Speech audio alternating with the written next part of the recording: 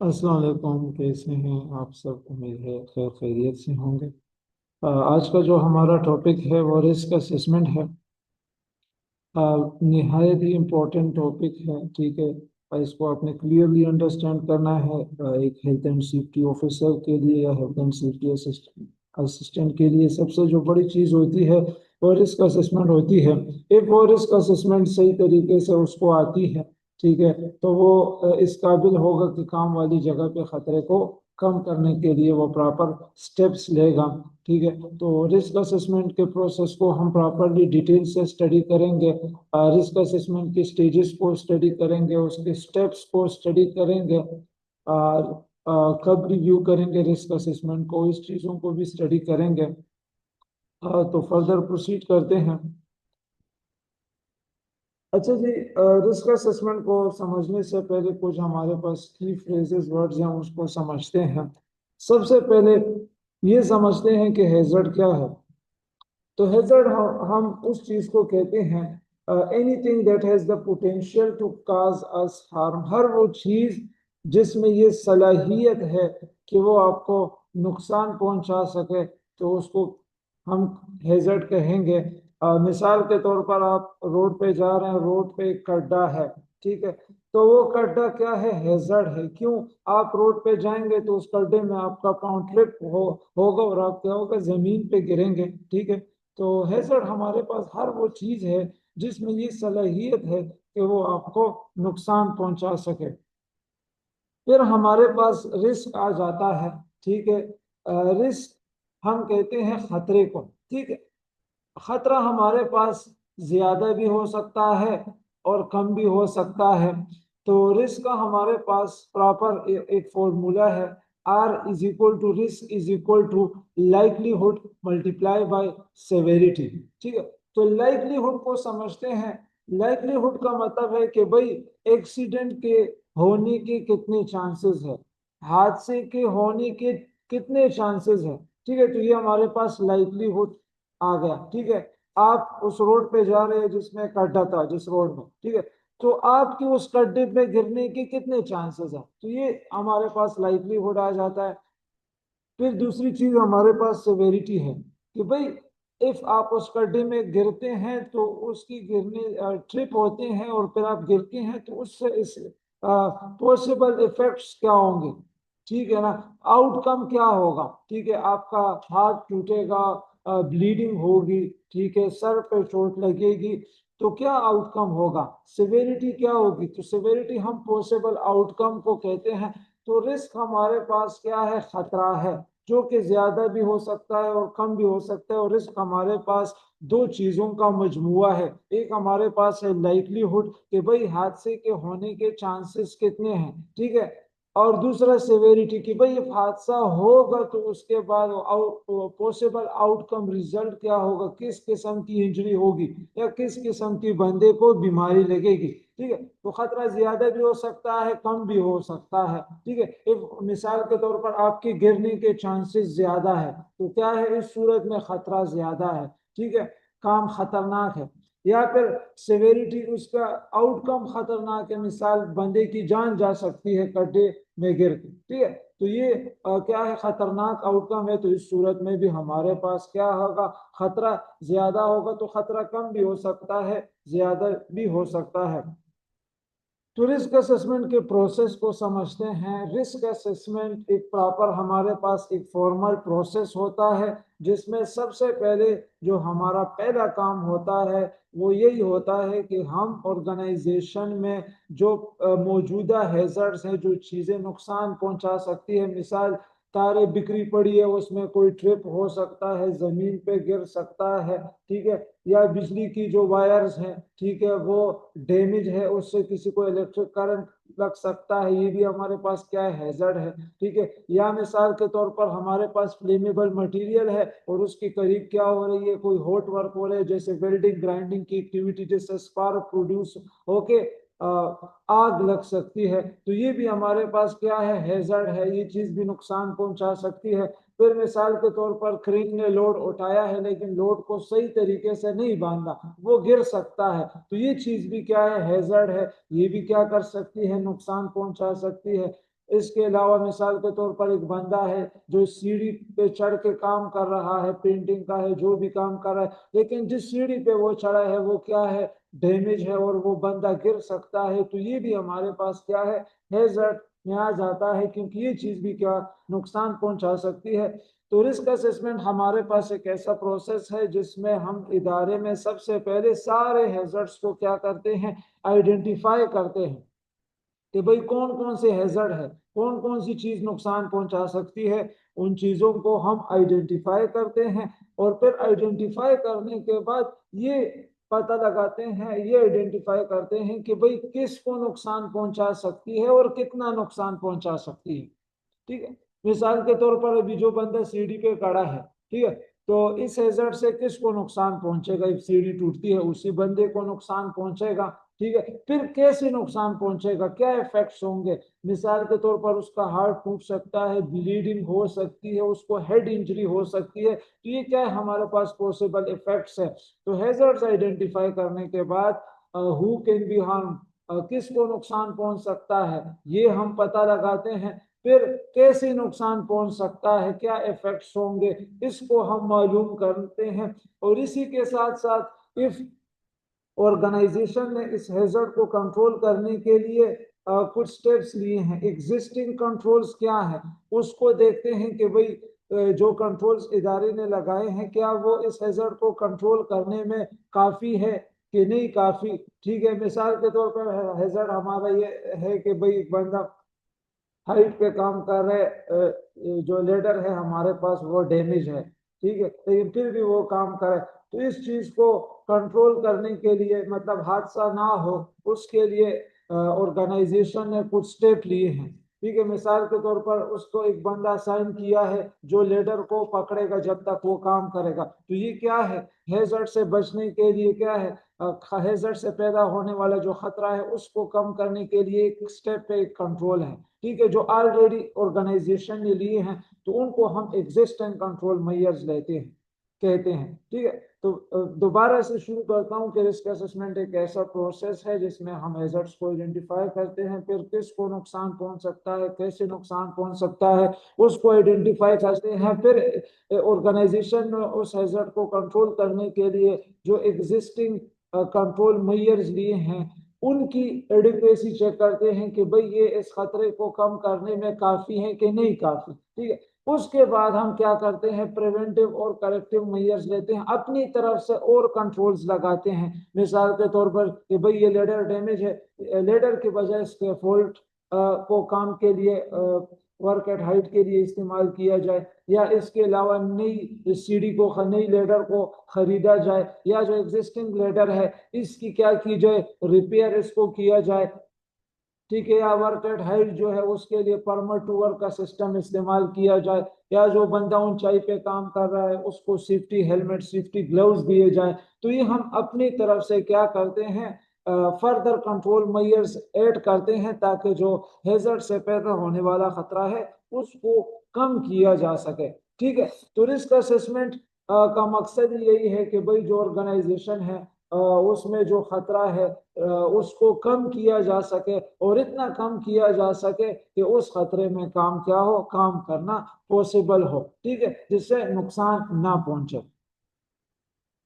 अच्छा जी, purpose of risk assessment के भाई रिस्क असेसमेंट का मकसद क्या है, तो भाई रिस्क असेसमेंट हम इसलिए करते हैं कि हमारे पास काम करने वाली जगह पे किसी को इंजरी ना हो, किसी को कोई मर ना जाए, डेथ किसी की ना हो, इसके अलावा हमारे पास कोई इक्विपमेंट्स का, चीजों का, हमारे पास मशीनरी का नुकसान ना हो, और हम जो हेल्थ एंड सेफ्टी का कानून है हम उसको कंसिस्टेंटली फॉलो करें, उसकी ब्रीच ना हो, उस कानून को तोड़ा ना जाए। ठीक है, फिर जो हमारे पास एक्सीडेंट से पैदा होने वाली जो कॉस्ट है, अखराजात है, उसको भी, उससे भी क्या किया जा सके, बचा जा सके। तो यही हमारे पास रिस्क असेसमेंट का मकसद है कि भाई हम इंश्योर कर सके कि भाई हमारी जो वर्क प्लेस है वो काम करने के लिए सेफ है।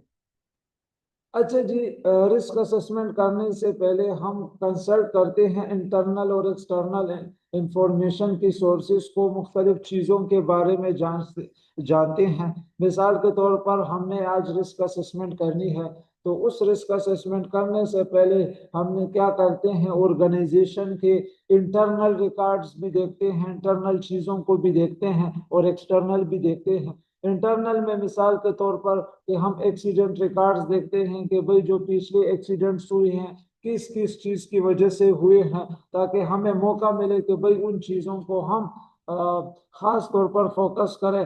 फिर हम इल हेल्थ डेटा देखते हैं कि भाई किस किस बंदे को बीमारी लगी थी, कौन कौन सी बीमारी लग सकती है। ठीक है, जो पहले एक्सीडेंट हुआ था वो दोबारा भी क्या हो सकता है, तो जो चीज पहले हुई होती है उसके दोबारा होने के चांसेस काफी ज्यादा होते हैं। एब्सेंटीज रिपोर्ट्स देखते हैं कि भाई जो स्टाफ है वो काम से छुट्टी करता है तो उसकी वजह क्या है, ये जानते हैं। मेडिकल रिकॉर्ड्स देखते हैं, प्रीवियस जो हमारे पास रिस्क असेसमेंट्स है उनको देखते हैं, तो उससे भी हमें वाज़ेह तौर पर ये पता चल जाता है कि भाई पहले जो कौन कौन से हैजर्ड्स थे, कौन कौन सी चीजें थी जो नुकसान पहुंचा सकती थी। ठीक है, तो उन चीजों को हम दोबारा से भी क्या करेंगे, टारगेट करेंगे। मेंटेनेंस रिपोर्ट देखते हैं कि भाई कौन कौन सी मशीन, कौन कौन सी मशीनों की मेंटेनेंस हुई है या होती है, मतलब वो मेंटेनेंस की नीड पे है। ठीक है, उसमें दोबारा भी मसला आ सकता है। इंस्पेक्शंस का डेटा देखते हैं कि भाई किस किस जगह की हमारे पास इंस्पेक्शंस हुई थी। ठीक है, उसका रिकॉर्ड क्या था, कौन सी नॉन कंफर्मिटीज मसाइल हमारे पास इंस्पेक्शंस की वजह से सामने आए थे, तो उन चीजों को भी टारगेट करते हैं। ऑडिट और इन्वेस्टिगेशन रिपोर्ट्स को भी देखते हैं। ठीक है, फिर सेफ्टी कमेटी की जो माइन्यूट्स होते हैं जो मीटिंग के, उसको भी देखते हैं। फिर कुछ चीजें हमारे पास एक्सटर्नल देखने को होती है, जैसे हमारे पास जो रेलिवेंट कंट्री है जिधर आप रिस्क असेसमेंट परफॉर्म कर रहे हैं, उस कंट्री का लेजिस्लेशन, उसका कानून क्या कहता है, कोड ऑफ प्रैक्टिसेस भी हम क्या करते हैं, देखते हैं। फिर जो इंटरनेशनल मैनेजमेंट स्टैंडर्ड्स हैं, बीएसआई या आईएसओ ने जो बनाए हैं, उनको भी देखते हैं। फिर जो मशीन है, जो उनका मैन्युफैक्चरर की तरफ से जो इंफॉर्मेशन है या जो मैनुअल्स हैं, ठीक है, उनको देखते हैं। सेफ्टी पब्लिकेशंस हो गई, फिर इंटरनेशनल बॉडीज की तरफ से हमारे पास डेटा जो होता है उसको देखते हैं, और इसके अलावा हमारे पास जो ट्रेड यूनियंस की तरफ से जो डेटा होता है रेलेवेंट, उसको भी क्या करेंगे, देखेंगे। तो रिस्क असेसमेंट के जनाब हमारे पास 5 स्टेप्स हैं। सबसे जो पहला स्टेप्स है उसमें हम आइडेंटिफाई करेंगे हैजर्ड्स को, उन सारी चीजों को जो नुकसान पहुंचा सकती है। दूसरे स्टेप में उन लोगों को आइडेंटिफाई करेंगे जिनको नुकसान पहुंच सकता है, और फिर कैसे नुकसान पहुंच सकता है, क्या इफेक्ट्स होंगे, उसको आइडेंटिफाई करेंगे। तीसरे स्टेप में हम खतरे को इवेल्युएट करेंगे, जांचेंगे कितना है हमारे पास खतरा। ठीक है, और हमने कौन सी प्रिकॉशंस लेनी है, कौन से कंट्रोल मेजर्स हमने सजेस्ट करने हैं। फिर चौथे स्टेप में हमारे पास जो रिस्क असेसमेंट की फाइंडिंग्स हैं उनको हम रिकॉर्ड करते हैं। और पांचवा जो हमारा स्टेप है कि भाई जो हमने रिस्क असेसमेंट की है उसको हमने रिव्यू भी करना होता है और साथ में उसको अपडेट भी करना होता है। अच्छा जी, हैजर्ड आइडेंटिफिकेशन मेथड्स पे बात करते हैं। हैजर्ड आइडेंटिफिकेशन मेथड्स यानी काम की जगह पर खतरात की निशानदेही के तरीके। हैजर्ड आइडेंटिफिकेशन हमारे पास सेफ्टी मैनेजमेंट का पहला और सबसे एक अहम स्टेप है। ठीक है, क्योंकि अगर हम खतरे को पहचान ही नहीं पाएंगे तो हम इसे कंट्रोल भी नहीं कर सकेंगे। ठीक है, कहते हैं ना, you can not control but you can not identify, यानी जिस खतरे को आप पहचान नहीं सकते उसे कंट्रोल भी नहीं कर सकते। ठीक है, तो आज हम 3-4 तरीके सीखेंगे। टास्क एनालिसिस हो गई, लेगिस्लेशन, मैन्युफैक्चरर्स इंफॉर्मेशन और इंसिडेंट डेटा से कैसे हम हैजर्ड्स को आइडेंटिफाई करेंगे। टास्क एनालिसिस का मतलब है किसी भी काम को शुरू करने से पहले इसके तमाम मराहल का तफसीली जायजा लेना, ताकि खतरात की निशानदेही की जा सके। इसे जॉब सेफ्टी एनालिसिस भी कहते हैं। ठीक है, लेकिन जॉब सेफ्टी एनालिसिस और टास्क एनालिसिस में फर्क है। ठीक है, जॉब एनालिसिस में हम एक जॉब के सारे टास्क की एनालिसिस करते हैं। ठीक है, लेकिन टास्क एनालिसिस में हम एक टास्क के सारे स्टेप्स की एनालिसिस करते हैं। ठीक है, मिसाल के तौर पर फर्ज करें एक वर्कर को हाइट पे बल्ब चेंज करना है। ठीक है, तो इस काम के अपने मराइल स्टेप्स है, जैसे सीढ़ी लगाना, सीढ़ी पर चढ़ना, बल्ब तब्दील करना। ठीक है। तो हर मरहले, हर स्टेप में आपके पास अलग खतरा है। सीढ़ी लगाते वक्त सीढ़ी फिसल सकती है, सीढ़ी पर चढ़ते वक्त गिरने का आपको खतरा है।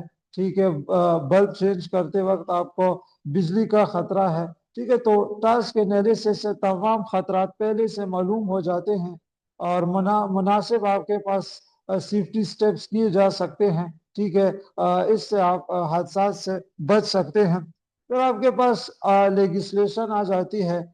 लेगिस्लेशन का मतलब है हिफाजती कवानीन, गाइडेंस डॉक्यूमेंट्स और स्टैंडर्ड्स। ये कवानीन हुकूमती इदारे बनाती है। ठीक है। मिसाल के तौर पर कानून कहता है कि ऊंचाई पर काम करते वक्त गार्ड रेल्स इस्तेमाल करें या सेफ्टी हार्नेस आप इस्तेमाल करें। तो ये कवानीन खतरात की निशानदी में आपकी मदद करते हैं।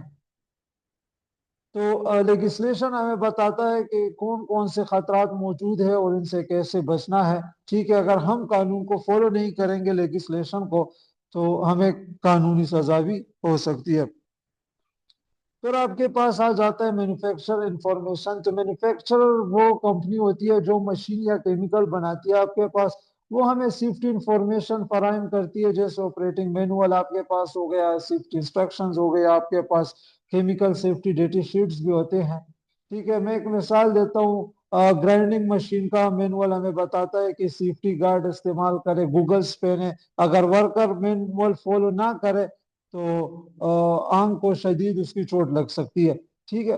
तो मैन्युफैक्चरर की इंफॉर्मेशन से भी हमें सेफ्टी प्रिकॉशंस का और हैजर्ड्स का पता चल जाता है कि भाई इस मशीन में क्या क्या आपके पास खतरात मौजूद है। फिर आपके पास इंसिडेंट डेटा हो गए, हादसात का रिकॉर्ड हो गए। ठीक है। तो इंसिडेंट डेटा का मतलब है previous accidents, near misses, ill health records.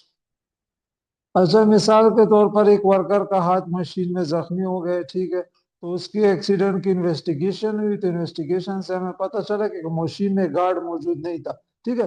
तो ये इंफॉर्मेशन पर इंसिडेंट डेटा जो होता है उसमें लिख दी जाती है कि भाई हादसा क्यों हुआ। तो आप जब प्रीवियस इंसिडेंट का डेटा देखेंगे, ठीक है, तो इससे भी आपको हैजर्ड आइडेंटिफिकेशन में अच्छी खासी आसानी होगी। ठीक है। क्योंकि इंसिडेंट डाटा हमें सिखाता है कि भाई खतरात कहाँ पे मौजूद है और हमें फ्यूचर में क्या करना चाहिए। ठीक है। तो हैजर्ड आइडेंटिफिकेशन के हमारे पास इंपॉर्टेंट जो है तरीके हैं, task analysis, legislation, manufacture information और इंसिडेंट डाटा। ये तमाम तरीके वर्क प्लेस को सेफ बनाने में मदद करते हैं। ठीक है। तो एक्सीडेंट्स अचानक नहीं होते, बल्कि खतरात को नजरअंदाज करने की वजह से होते हैं। ठीक है। तो अगर हम खतरात को बर वक्त पहचान लें तो हम जाने बचा सकते हैं, बीमारियों से भी लोगों को बचा सकते हैं।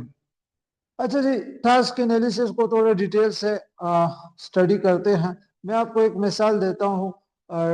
ड्राइविंग एक जॉब है। क्या है? ड्राइविंग एक जॉब है। तो ड्राइवर के जिम्मे कुछ टास्क मुख्तलिफ होते हैं, जैसे गाड़ी को साफ करना, इफ उसका टायर पंचर हो जाए तो उसको क्या करना, उसको चेंज करना। ठीक है। तो ये अलग अलग काम है, अलग अलग टास्क। ठीक है। तो टास्क एनालिसिस में हम सबसे पहले क्या करते हैं, एक टास्क को सेलेक्ट करते हैं। जैसे हमारे पास एक टास्क है कि गाड़ी का जो टायर है उसको चेंज करना है। ठीक है। तो ये एक टास्क है। तो सबसे पहले टास्क को सेलेक्ट करेंगे। ठीक है। फिर रिकॉर्ड करेंगे स्टेजेस ऑफ द टास्क, कि भाई टास्क में कौन कौन से स्टेजेस है। मिसाल, आपकी गाड़ी पंक्चर हो गई, आप मोटर वे पे है। ठीक है। तो अचानक से तो आप उसको नहीं करेंगे ना, मतलब आप पहले साइड मिरर में देखेंगे। ठीक है। और गाड़ी को साइड पे पार्क करेंगे। ठीक है। फिर उसका दरवाजा बंद करेंगे, फिर टायर का जैक वगैरह सारी चीजें निकालेंगे। तो ये आपके पास मुख्तलिफ स्टेजेस है। ठीक है। तो टास्क एनालिसिस में टास्क को सेलेक्ट करते हैं, उसके स्टेजेस को रिकॉर्ड करते हैं, फिर हर स्टेज में कितना खतरा है उसको इवेल्युएट करते हैं कि भाई मैं मोटरवे पे खड़ा हूं, मैं अभी अपनी खिड़की, अपनी गाड़ी की जो डोर है उसको खोलूंगा तो इसमें कितना खतरा है। ठीक है। इसको इवेल्युएट करेंगे। फिर जैक लगाने में कितना खतरा है। ठीक है।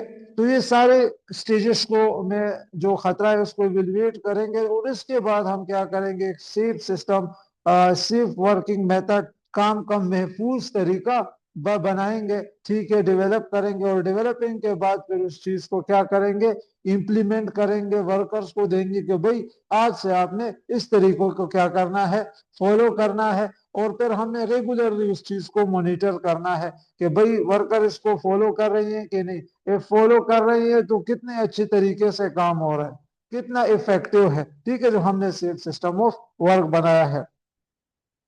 अच्छा जी, तो रिस्क असेसमेंट का हमारा जो पहला स्टेप्स था हैजार्ड आइडेंटिफिकेशन का था, जिसके हमने 4 तरीकेकार भी पढ़ लिए हैं, ठीक है। दूसरा जो हमारा स्टेप होता है identify the people at risk. अभी हमने उन लोगों को मालूम करना है जिनको खतरा है, ठीक है। तो ज्यादातर हमारे पास वर्कर्स हो गए या फिर मशीनरी ऑपरेटर्स हो गए, उनको खतरा होता है क्योंकि वो मशीनों पे काम करते हैं। फिर मेंटेनेंस स्टाफ को भी हमारे पास खतरा होता है कि वो भी एक्सपोज होते हैं, क्योंकि जब मशीन की मेंटेनेंस होती है तो वो मशीन खोल दी जाती है, ठीक है। तो उसके जो खतरनाक हिस्से होते हैं अंदर वाले, तो वर्कर उससे एक्सपोज रहते हैं, ठीक है। तो इससे भी हादसा होने का खतरा होता है, ठीक है। फिर क्लीनर्स आपके पास हो गए, ठीक है, इनको भी खतरा होता है, ठीक है। फिर हमने कंट्रैक्टर्स को भी जहन में रखना है। तो ये मुख्तलिफ जो लोगों के ग्रुप्स हैं, ठीक है, उन पे जनरली बात हो रही है कि भाई इन इन लोगों को खतरा हो सकता है। आपके पास कॉन्ट्रैक्टर्स हो गए या कॉन्ट्रैक्टर्स के जो वर्कर्स है वो तो बाहर से आए हैं, ठीक है, तो आपकी जगह पे जो खतरात है तो उसके हवाले से कॉन्ट्रैक्टर्स और विजिटर्स को नहीं पता, ठीक है, कि भाई कौन सी मशीन कितनी खतरनाक है, किस तरह चलती है, ठीक है, या और कोई हैजर्ड्स ऑर्गेनाइजेशन में। फिर आपके पास जो रास्ते से गुजरने वाले लोग हैं, ट्रेस पासर्स है, ठीक है, पब्लिक के, उनको भी बाज़ औक़ात खतरा होता है। बहुत सारी चीजें होती है, मिसाल आप ऑर्गेनाइजेशन में वो ऐसी मशीन चला रहे हैं कि उससे बहुत ज्यादा शोर हो रहा है, या मिसाल आपने स्कैफोल्ड लगाई है और वो गिर जाती है, ठीक है, तो उससे बहुत तबाही फैलती है, ठीक है। इसके अलावा आपके पास वल्नरेबल पीपल हो गए, ठीक है। वल्नरेबल पीपल में आपके पास मुख्तलिफ किस्म के लोग आ जाते हैं। आपके पास डिसेबल वर्कर्स, डिफरेंटली एबल आपके पास आ गए। यंग वर्कर्स आपके पास आ जाते हैं जिनकी सोचने और समझने की सलाहियत इतनी अच्छी नहीं होती। प्रेग्नेंट वुमेन्स भी आपके पास होती है, वो भी वल्नरेबल ग्रुप में आ जाती है। इसके अलावा जो लोन वर्कर्स है, जो अकेले काम करते हैं, लोगों के आंखों से दूर होते हैं, ठीक है, तो वो भी इसमें शामिल हो जाते हैं। तो हैजर्ड्स को आइडेंटिफाई करने के बाद फिर आपने ये देखना है कि भाई किस हैजर्ड से किसको खतरा है। एक बंदे को है, पूरे कमरे में जो लोग मौजूद है उनको है, या पूरे इदारे में जो लोग मौजूद है उनको है। अभी फायर के हैजर्ड से ज्यादातर पूरे इदारे के लोगों को खतरा होता है, क्योंकि जब आग लगेगी तो वो सारे इदारे को लपेट मिलेगी, ठीक है। तो फिर पहले स्टेप के बाद दूसरे स्टेप में हमने ये आइडेंटिफाई करना है कि किसको खतरा है। फिर वल्नरेबल ग्रुप में आपके पास यंग पीपल आ जाते हैं, जैसे मैंने बात की, ठीक है। आपके पास प्रेग्नेंट लेडीज हो गई, डिसेबल वर्कर्स हो गए, और आपके पास लोन वर्कर्स हो गए, तो ये वल्नरेबल ग्रुप में आपके पास आ जाते हैं। तीसरा जो हमारा स्टेप है वो है कि evaluating the risk and deciding on precautions. इस स्टेप में हम खतरे को इवेल्युएट करते हैं, प्रॉपर रिस्क कैलकुलेशन करते हैं नंबरिंग में, ठीक है, और फिर डिसाइड करते हैं कि हमने किस किस्म के कंट्रोल सजेस्ट करने हैं। क्योंकि रिस्क असेसमेंट का मकसद ही यही है कि भाई जो चीजें खतरनाक है, ठीक है, जो हेजर्ड्स हैं, उनसे पैदा होने वाला जो खतरा है, रिस्क है, उसको क्या किया जा सके, कम किया जा सके। तो फिर रिस्क में हमने फर्दर 2 चीजें पहले भी पढ़ी है, ठीक है, कि रिस्क हमारे पास 2 चीजों का कॉम्बिनेशन है। एक आपके पास लाइवलीहुड हो गई, दूसरी सिवेरिटी हो गई। लाइवलीहुड का मतलब है कि भाई एक्सीडेंट होने के चांसेस कितने हैं, ठीक है। सिवेरिटी का मतलब है कि भाई उसका पॉसिबल आउटकम क्या होगा इफ आपके पास एक्सीडेंट होता है, क्या इफ होता है, ठीक है, फ्यूचर में बात होगी। तो ये हम पहले से अंदाजा लगाते हैं कि भाई ये हो सकता है, बंदा गिर सकता है, उसका हाथ टूट सकता है, उसकी जान जा सकती है, ठीक है। तो इन दोनों को मिला के फिर हमें पता चलता है कि भाई अभी हमारे पास खतरा कितना है, इस खतरे में काम हो सकता है, इस खतरे में काम हमारे पास नहीं हो सकता, ठीक है। तो लाइवलीहुड में हमारे पास रेटिंग है कि भाई इफ बिल्कुल एक चीज के बहुत ज्यादा कम अनलाइकली चांसेस हो, ठीक है, तो वो लाइवलीहुड 1 में आ जाता है। ठीक है, कम चांसेस हो, अनलाइकली हो कि भाई ये ऐसा इवेंट आपके पास हो, तो आपके पास लाइकलीहुड की रेटिंग 2 होगी। इफ पॉसिबिलिटी हो कि इम्कानात हो एक्सीडेंट के, तो आपके पास जो लाइकलीहुड की रेटिंग है 3 होगी। फिर इफ बहुत ज्यादा आपके पास इम्कानात हो तो रेटिंग 4 होगी। और इफ अभी कि अभी एक्सीडेंट हो जाएगा, मतलब बहुत ज्यादा खतरनाक हो, तो आपके पास लाइकलीहुड की जो रेटिंग होगी वो आपके पास 5 आ जाएगी। फिर आपके पास सिवेरिटी है। ठीक है, मिसाल के तौर पर एक बंदा सीढ़ी पे खड़ा है 20 मीटर की ऊंचाई पे। ठीक है, अभी मिसाल के तौर पर वो बंदा क्या होता है, ऊपर से गिरता है सीढ़ी से, सीढ़ी गिरती है, बंदा भी जमीन पे गिरेगा। ठीक है, तो आप खुद सोचो कि भाई इस बंदा 20 मीटर से गिरेगा तो उसको क्या होगा। बहुत सादी सी बात है कि उसकी जान जाएगी, उसकी डेथ होगी। ठीक है, तो जो हमारे पास डेथ या डिसेबलिंग की जो वो है कैटेगरी है, ये आपके पास सिवेरिटी इसमें 5 आ जाएगी। सिवेरिटी की जो रेटिंग है डेथ के लिए या डिसेबिलिटी के लिए वो 5 है। ठीक है, इफ आपको छोटी मोटी चोट लग जाती है तो वो आपके पास वेरी माइनर इंजरी होगी 1 में। फिर फर्स्ट एड इंजरी है, ठीक है, तो उसकी रेटिंग 2 होगी। मतलब फर्स्ट एड से काम चल जाए। बाज औकात इफ किसी का हाथ टूट जाएगा ना, तो वो भी फर्स्ट एड में आएगा। ठीक है, फिर अक्सर स्टूडेंट सवाल करते हैं कि भाई ये तो मेजर इंजरी है। नहीं, मेजर नहीं है, फर्स्ट एड इंजरी है, क्योंकि मौके पे प्लास्टर से आपका काम चल जाता है। ठीक है, तो आपके हाथ वगैरह जब टूटते हैं, फ्रैक्चर होता है, ठीक है, तो वो फर्स्ट एड इंजरी में है। फिर लॉस्ट टाइम इंजरी है कि भाई इफ आप 3 दिन तक हॉस्पिटल में गुजारते हो, मतलब ऐसी इंजरी होगी जिससे आप 3 दिन तक हॉस्पिटल में रहो। ठीक है, तो ये आपके पास फिर लॉस्ट टाइम इंजरी में आएगा। और फिर यहाँ हॉस्पिटल ट्रीटमेंट है, उसमें मिसाल के तौर पर आपका कोई ऑपरेशन होता है। ठीक है, महीना डेढ़ आप फिर काम नहीं कर सकते, 2-3 महीने 1 महीना, तो ये फिर हॉस्पिटल ट्रीटमेंट सिवेरिटी केस में 4 होगी। फिर इफ बंदा अपाइज हो जाता है किसी हादसे में, मतलब वो सारी उम्र उसका बॉडी का वो हिस्सा डिसेबल हो जाए, ठीक है, या उस बंदे की मौत हो जाए, या उसको कैंसर या कोई और बड़ी बीमारी लग जाए, तो इस सूरत में आपके पास सिवेरिटी क्या होगी, 5 होगी। ठीक है, तो फिर इससे हम कैलकुलेट करते हैं। ठीक है, लाइकलीहुड चांसेस देखते हैं कि भाई कितने चांसेस है। ठीक है, फिर देखते हैं कि भाई आउटपुट क्या होगा। ठीक है, तो दोनों चीजों को मल्टीप्लाई करने से फिर हमारे पास रिस्क की वैल्यू आ जाएगी। अच्छा जी, ये अभी एक डायग्राम है, ठीक है, जिसमें एक टेबल बना है। सही आपको नजर आ रहा है, नीचे लाइकलीहुड है 1 2 3 4 5। ठीक है, हॉरिजेंटल में और वर्टिकल में आपके पास सेवेरिटी है 1 2 3 4 5। और ये जो कलर्स में आपको नजर आ रहा है, डार्क ग्रीन, लाइट ग्रीन। ठीक है, अच्छा जी, ये पहले जो डार्क ग्रीन वैल्यू है 1, ठीक है, ये कहाँ से आई है, ये टेबल कैसे बनेगा, इस पे मैं आपसे बात करता हूँ, जरा गौर से सुने। ये जो डार्क ग्रीन कलर में 1 की वैल्यू आपको नजर आ रही है, ये बनी है लाइकलीहुड की वैल्यू 1 को मल्टीप्लाई करके सिवियरिटी की वैल्यू 1 के साथ। दोनों को मल्टीप्लाई करके क्या आएगा, 1 आएगा। तो इधर इस बॉक्स में, इस सर्कल में, इसलिए 1 की वैल्यू है। ठीक है, फिर अगर आप देखे तो ये जो 9 की वैल्यू आपको नजर आ रही है येलो में, ठीक है, येलो सर्कल में 9 की वैल्यू नजर आ रही है। तो इधर देखे नीचे से लाइकलीहुड भी 3 है। ठीक है, और सिवेरिटी ऊपर से देखे वो भी 3 है। 3 को 3 से मल्टीप्लाई करके फिर 9 की वैल्यू इधर आ जाती है। उसी तरह आप 25 को देखें, ठीक है, तो 25 की वैल्यू कहाँ से आई है, 5 और 5 लाइकलीहुड और 5 सिवेरिटी को मल्टीप्लाई करके आपके पास 25 की वैल्यू आई है। अच्छा, तो जब आप रिस्क असेसमेंट कर रहे होते हैं, आप रिस्क को इवेल्युएट करते हैं, और आपके पास मिसाल के तौर पर वेरी लाइकलीहुड, मतलब एक्सीडेंट का चांस भी बहुत ज्यादा कम हो, ना होने के बराबर हो।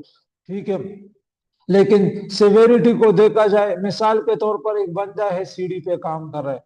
ठीक है, आखिरी स्टेप पे काम कर रहा है, आखिरी तीसरे स्टेप पे। ठीक है, तीसरे रंग पे खड़ा है लेडर की। तो इस सूरत में बंदे ने सेफ्टी हार्नेस, हेलमेट, सारी चीजें पहनी हुई है। ठीक है, लेडर भी स्टेबल है, दीवार से सही लगी हुई है, मतलब उसकी गिरने के कोई चांस नहीं है, लेकिन हमेशा याद रखें कोई चांस ना हो फिर भी आपके पास लाइवलीहुड वन से कम नहीं आएगा, वन ही आएगा, जीरो इसमें नहीं होगा।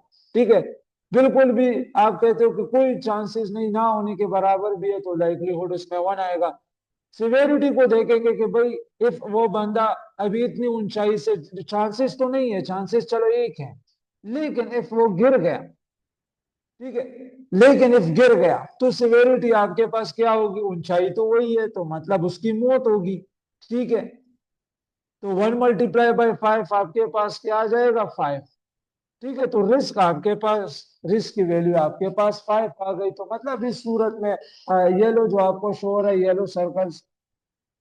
अच्छा, इन सर्कल्स का मैं समझाऊं, जो डार्क ग्रीन है मतलब ये एक्सेप्टेबल है, इसमें आप काम कर सकते हो। ठीक है, फिर आपके पास ये जो ऑरेंज कलर है इसमें अनएक्सेप्टेबल है। ठीक है, ये जो येलो है मतलब आप काम करो लेकिन आगे स्टेप्स लो खतरे को कम करने के लिए।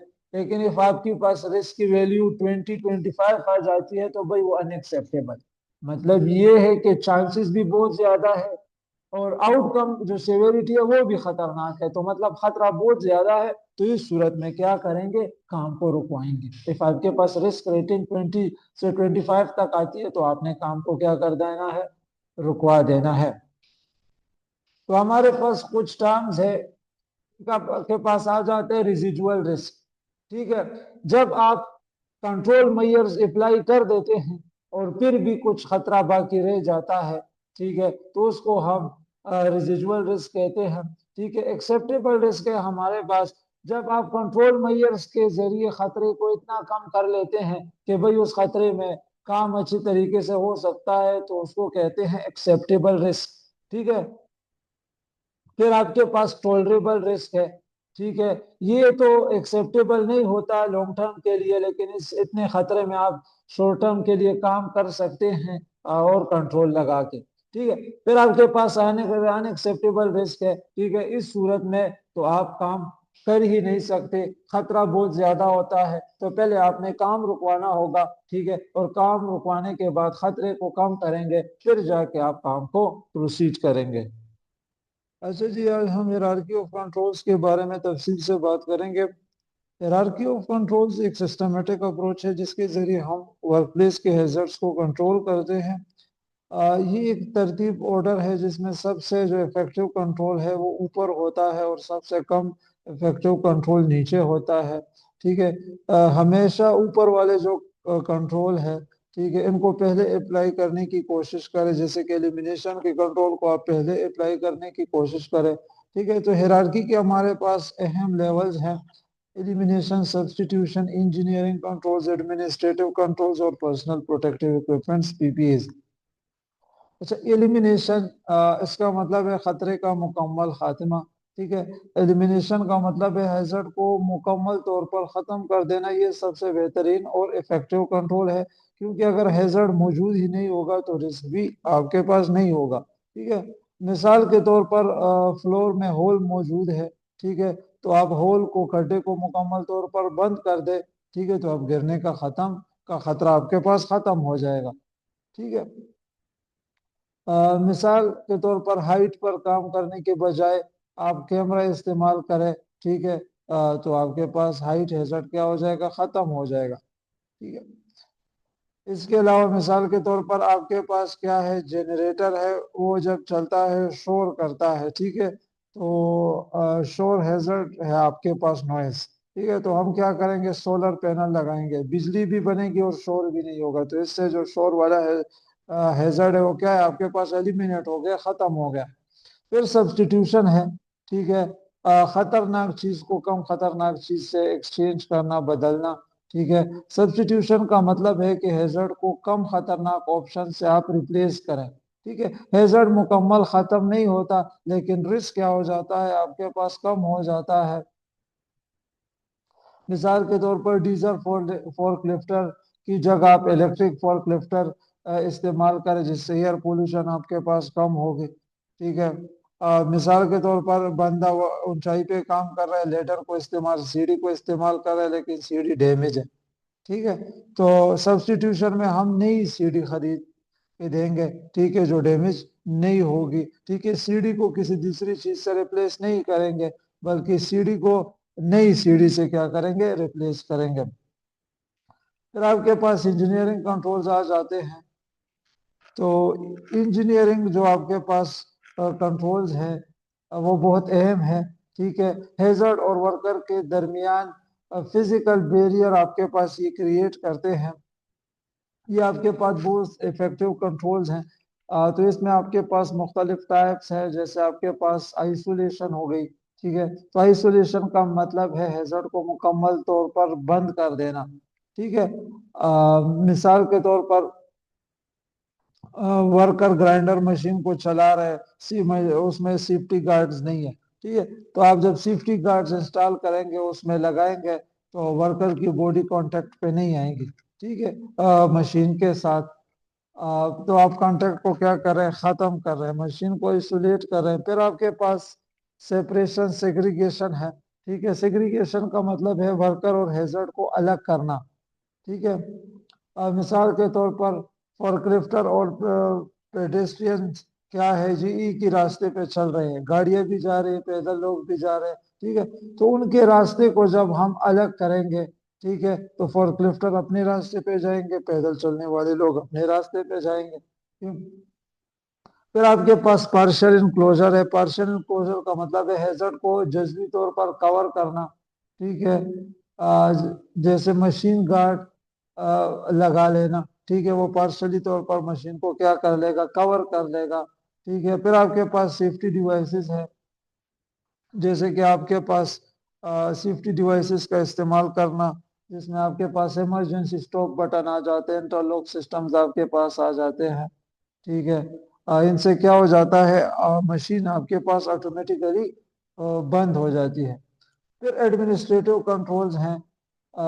एडमिनिस्ट्रेटिव कंट्रोल्स में हम प्रोसीजर्स और रूल्स इस्तेमाल करते हैं, और इन कंट्रोल्स का ताल्लुक आपके पास एडमिनिस्ट्रेशन के साथ होता है। ठीक है, अच्छा, एडमिनिस्ट्रेटिव कंट्रोल्स में आपके पास हैजर्ड मौजूद रहता है, लेकिन आपके पास रिस्क कम हो जाता है, और एडमिनिस्ट्रेटिव कंट्रोल्स का ताल्लुक आपके पास एडमिनिस्ट्रेशन से होता है। ठीक है, जैसे आपके पास सेफ सिस्टम ऑफ वर्क हो गया।